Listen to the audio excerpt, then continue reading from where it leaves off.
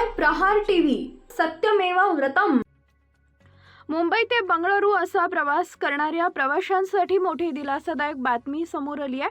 भारतीय रेल्वे लवकरच अत्याधुनिक आणि वेगवान स्लीपर सुविधेसह वंदे भारत एक्सप्रेस सुरू करण्याच्या तयारीत असून या नव्या सेवेचा सर्वाधिक लाभ पुणे आणि सोलापूर मार्गावरील प्रवाशांना होणार आहे।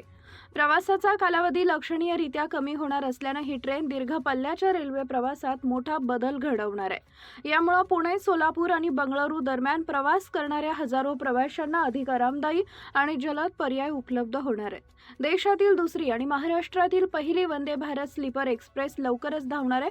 रेल्वे मंत्री अश्विनी वैष्णव यांनी या संदर्भात घोषणा केली असून मुंबई बंगळुरू या मार्गावर ही ट्रेन सुरू होणार आहे। पुणे ते बंगळुरू दरम्यान प्रवास करणाऱ्यांची संख्या मोठी आहे, त्याचप्रमाणे सोलापूरहून पुणे आणि मुंबईकडे ये-जा करणारे प्रवासीही मोठ्या प्रमाणात आहेत।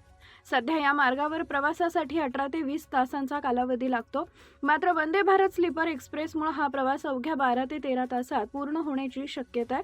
त्यामुळे प्रवाशांचे तब्बल 6 ते 7 तास वाचणार आहेत।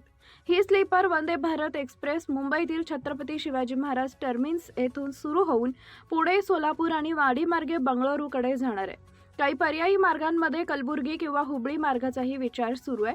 गाडीचा वेग सुमारे 130 किलोमीटर प्रति तास असण्याची शक्यता आहे।